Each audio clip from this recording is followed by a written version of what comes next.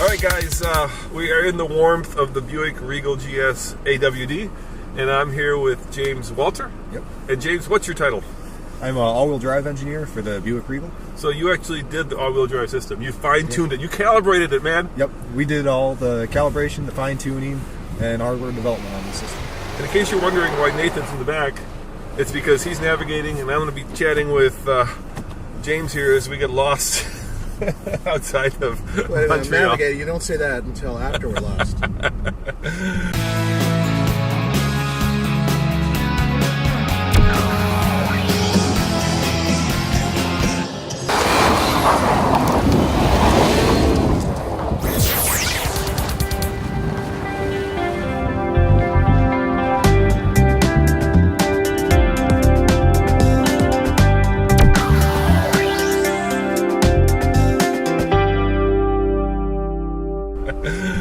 So this system seems to work really well, especially with these dedicated snow tires. Tell me how you calibrated it. How is it set up? Which way is it allocating power? Kind of walk me through the whole process.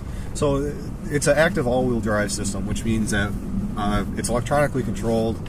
We can pretty much send anywhere from 0 to 2,700 Newton meters to the rear axle.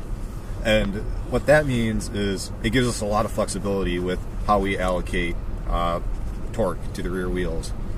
Generally what we're going for in a high muse situation, so dry surfaces, is enough power to the rear to keep a neutral handling. It is supposed to be a sports car, and therefore we want as neutral handling as we can.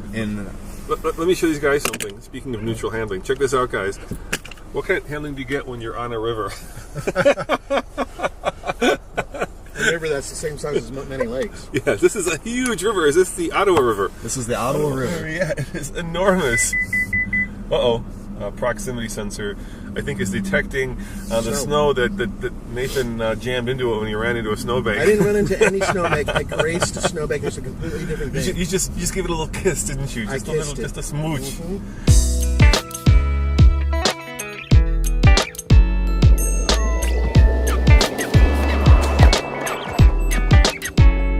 All right, we got a little bit of a hill here. Yep, you're going to make the left. Will it go up the hill? Oh, yeah. Oh, yeah. Well, let's try. Well, I'm going to make it harder here. Wait, now. Okay. Oh, no, it's working. Oh, look at that. You know what? No problem. I can feel the rear end moving. And these are, and we are rolling on 20s, is that right? Yeah, these are 20-inch tires with snow tires. Snow tires are required here in the great province of Quebec. Here, I'm going to try to get the tail end out. I am floored right now. The tail will not come out. Well, yeah, a little bit.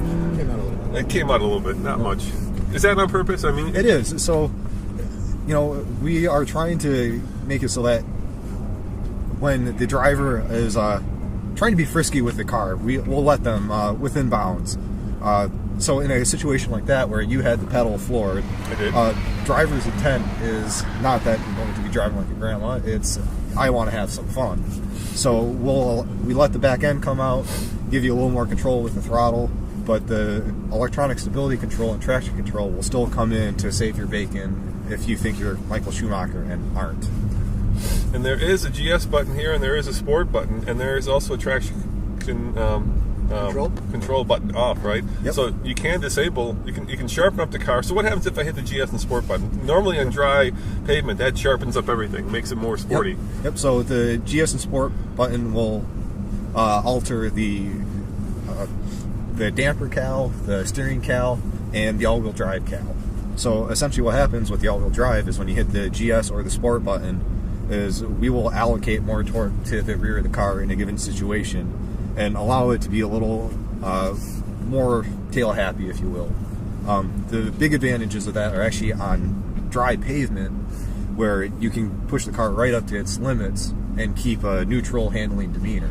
And if you're in a corner and you have the throttle buried, instead of plowing the front end, we'll pretty well track the line that you intend to follow.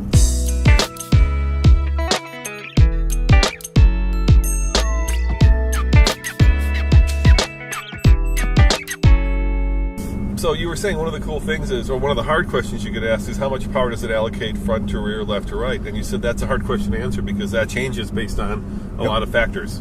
Exactly. With a system like this that's electronically controlled, hydraulically actuated, We have the ability to go from 0 Newton meters of torque to the rear axle to 2,700 Newton meters of torque at the rear axle, and everything in between.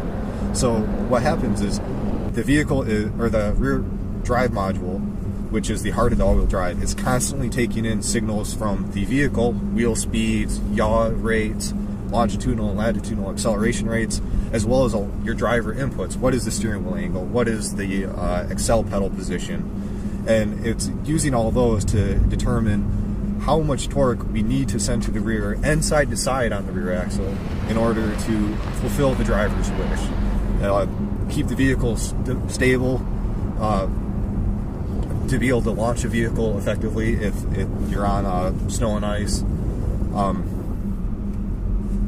Just keep it where you're pointing it. Yeah.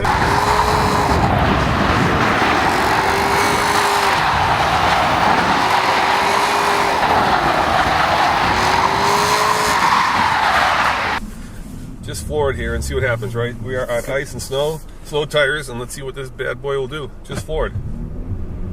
And I get the little light that blinks that tells me stability and traction control are activated, but it just goes straight. Yep. And gives me as much power as I have traction, right? Exactly. So with the traction control system, we're limiting the engine torque to what the road can handle.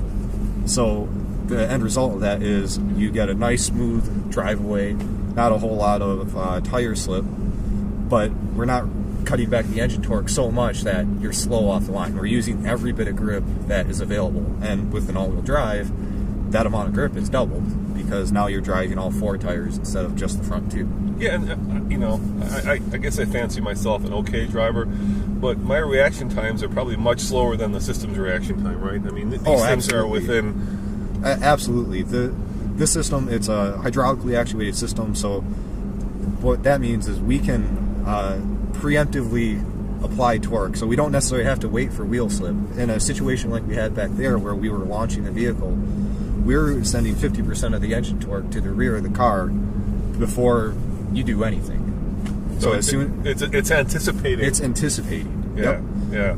And then let's say we're going around a turn and all of a sudden one of the wheels starts to lose traction. How long before the system intervenes and says, okay, this wheel has no traction, he wants to go left, the car's going straight, you know, you're going to end up in that big snow pile ahead. How long before that interaction happens in the car? So our reaction time on the all-wheel drive from the point of where we detect tire slip to we are actually applying torque or not applying torque, depending on what the situation calls for, is about 100 milliseconds, Whoa. a tenth of a second. So It's done.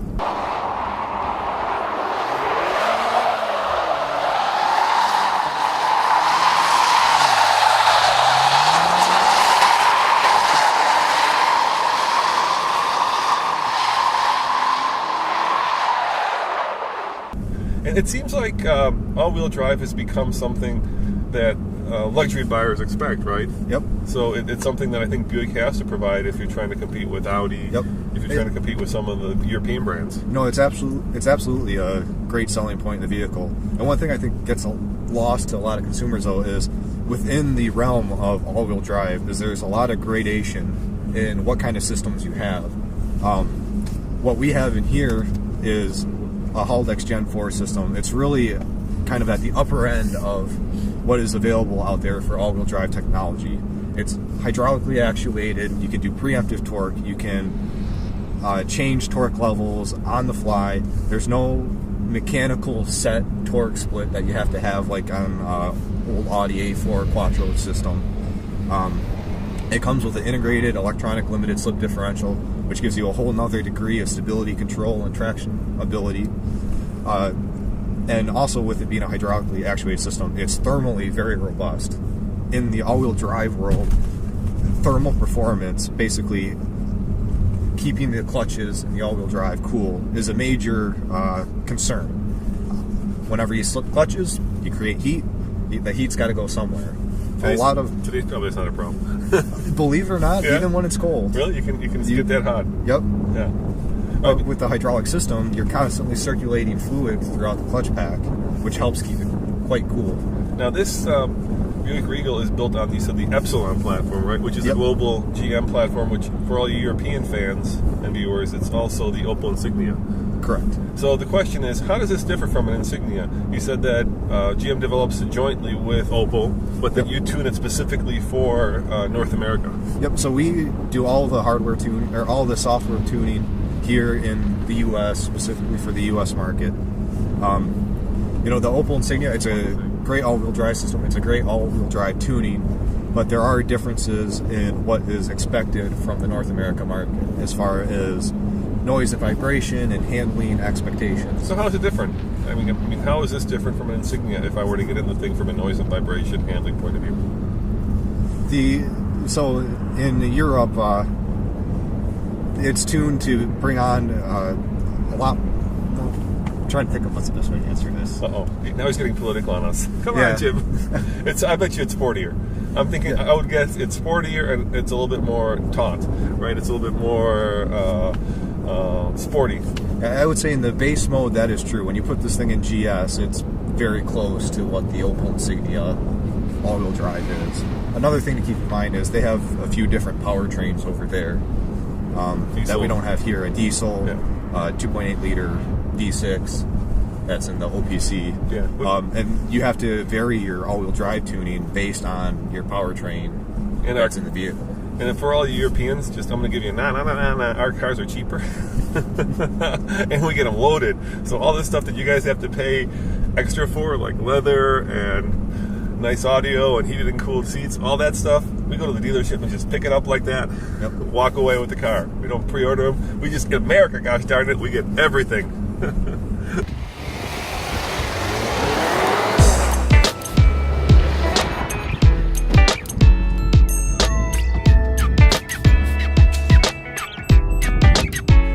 Let's get back to the all-wheel drive system before we get on another tangent.